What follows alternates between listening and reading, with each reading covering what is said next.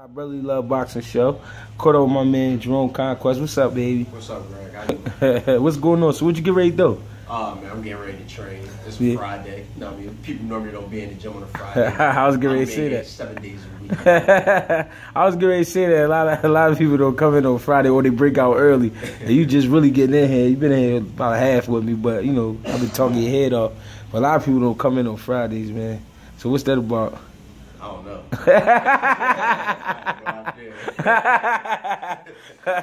Trying to get it in. So what you got next? What you got coming next?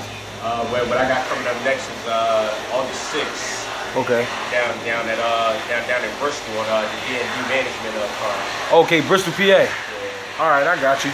And was you gonna fight a 4-round or a 6-round? I mean, I'm pushing to fight an 8-rounder, but I mean, we might fight a 6. Okay, you feel like you ready to jump it up to 8? Yeah, I gotta jump up to 8. Okay. So how old are you? Say that again. How old are you? My bad. 30.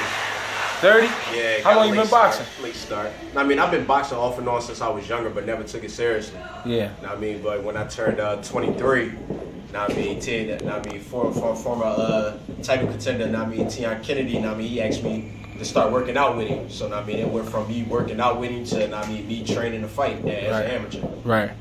Because a lot of people, your name pop up with people like, well, where he came from, because everybody think about, when they was a kid and the amateurs, and sometimes they skip over guys, and they're like, well, who the hell is Jerome Conquest, where he come from? I said, man, he got in the game a little late, but he caught up by working hard, because, you was damn near, what, 200 pounds at one time? Yeah, I was like 180 when I got back in the gym. Damn. I was a big motherfucker. I was a big boy, man. And you now fighting at what? I'm fighting anywhere from, 130 to 140. God damn. So you dropped down from 85, almost 190 to 130. Yeah. Damn. See, a lot of people can't even imagine themselves doing that. Yeah, you know what that was without Herbalife too. They love that Herbalife. That it 20. It was all natural. Yeah. How many amateur fights you had? I had 16. 16. I was 14-2. Okay, and what's your pro record now? My pro record now is 6-1. Okay, cool. Any knockouts? One knockout. Oh, you got one big. I think I was robbed the jury. For knockout of the year, man. Y'all heavyweight supposed to knock people out like that, man. No, but that it's good stuff though. Even for my name to be mentioned next to somebody, with that kind of power, what Joey got. Yeah, I heard that, man. And that was, I do remember seeing that knockout. I was in Cali when it happened, and I remember just cracking the fuck up because you switched orthodox and turned over overhand. Nobody expected it. That thing was pretty, man. Now, so yeah, you say you try to fight 8 rounds next. So, what you looking to do by the end of the year? How you want to finish out? I just want to finish out this year with, 2 to 3 more fights. Okay. And then, I'm a rest up. Because I got an offer to fight for 2 titles. So okay. That next year, it's gonna be. I'm gonna be doing like a little small title chase. Yeah. From that small title chase, it's gonna go to bigger opportunities. Okay, so you just looking uphill, man. That's all. Ain't nothing wrong with that, man. Now give me like, when you not in the gym, who your favorite to watch around the gym, or either just in general on TV? Who your favorite fighter to be around, whatever? Any southpaw for real. Okay. I watch a lot of southpaws, because I pick up the tricks of the trades of southpaws. Okay. So just by me to catch up even more, I still got to be a student of the game, and I got to study. I wasn't a big fan of studying, but after a while, I had to get into studying the game. Okay. Now, do you think the game is more physical now that you're in the pros? Is it more physical or is it more mental? It's more mental. Okay. Because in some aspects, you got to look at it as a business. Okay. Some people just look at it as, you got to go in there and you got to be tough and you got to be hard-nosed. But, at the same time, you got to, look at it as a business too. So it's more so mental. Okay. Now, what would you say your advantages are in the ring? Just by being southpaw. Being a natural right-hander. Having my strong hand out there already. And just being awkward, huh? Yeah, just being awkward. My movement confused a lot of people. A lot of people don't even be wanting to spar me because of my movement. So do you mainly, do you have other influences? Like, do you watch things on TV and say, I'm going to go in the gym or try that? Or you just kind of just pay attention to yourself and you work with your craft? I pay attention to a lot of fighters, and I also listen to, a lot of trainers that, dealt with southpaws. Right.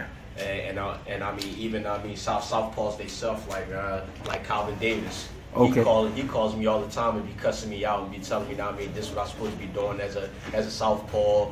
I mean, I got to throw more hooks. I mean, that's my main thing. He be calling me, cussing me out about. I mean, I got to throw more hooks. I mean, because I'm a southpaw.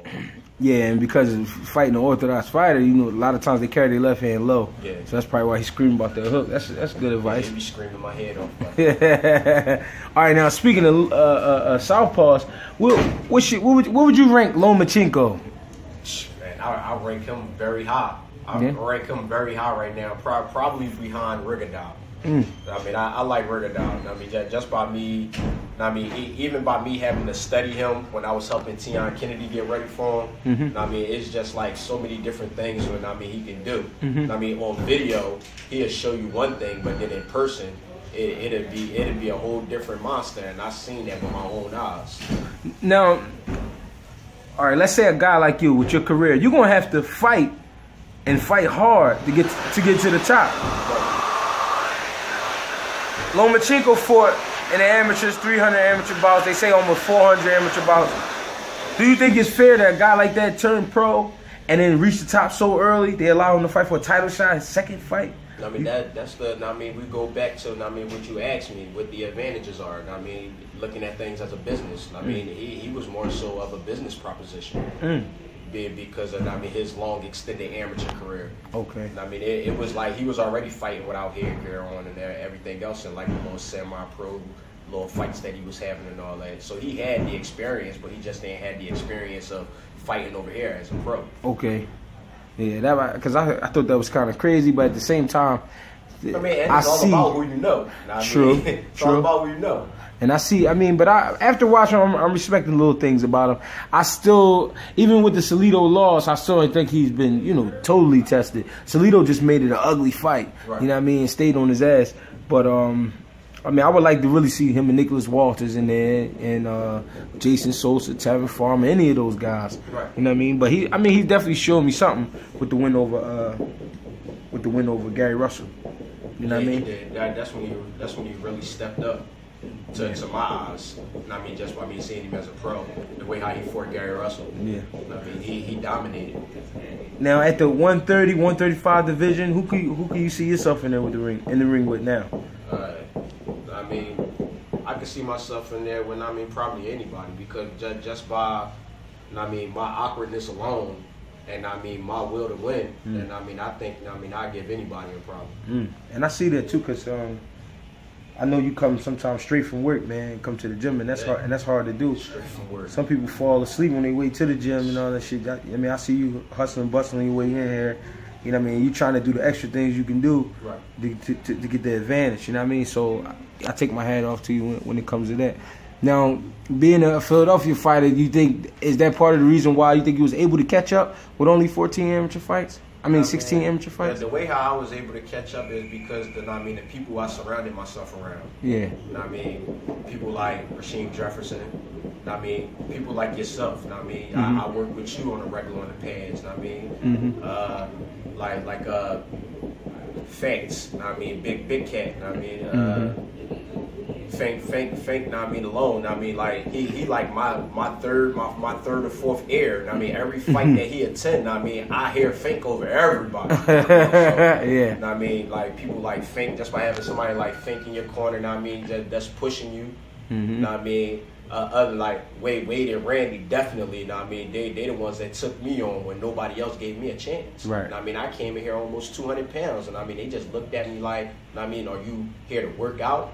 Or are you here to fight? Yeah. And just by them taking me on, I mean that was the biggest blessing right there. Okay. Now give me your top 10 right now in the game. What, fighters? Yeah, that you just enjoy watching. Nah, man, I enjoy watching Bernard. Nah, man, I enjoy watching Boots. I mean, the little man killer. I enjoy watching him. I enjoy watching really any Philly fighter. And I mean, I support all Philly fighters, man. I support them all. So, I mean, if I could just put them all at number 3, I'd just say that. Yeah. Like, real, that's just real. Like, I support all Philly fighters, man. Yeah. I just want to see all of us make it, all of us do good. Yeah. Now, what about outside of Philly? I mean, outside of Philly, I mean, I like Mike Reed. Yeah, little Mike Reed. Indeed, yes, indeed. That's what I mean. When we fought on the same card, I mean, like he really showed. I mean that. I mean he's a little fighter. All right, I got a question. A lot of people been complaining or had over the last 2 years about Al Heyman, but I'm seeing nothing but results. What you think?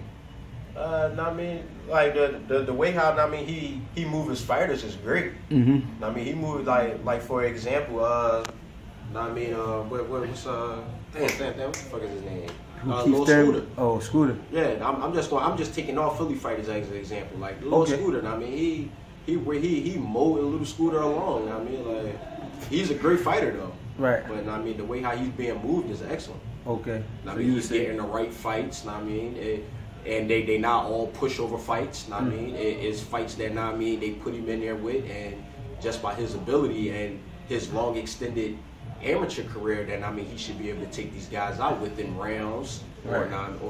Within a round or rounds. Right. But he getting the rounds in. Oh, okay. I take that as a perfect example. Now, if the people want to catch up with you, man, check out Jerome Conquest. Where can they see you at? I'm on Instagram at _Conquest_. Uh-huh. On Facebook and on Twitter. And you just put in Jerome the Conqueror Conquest. Okay. Oh yeah, you used to do parties too, man. You still do the DJ, man?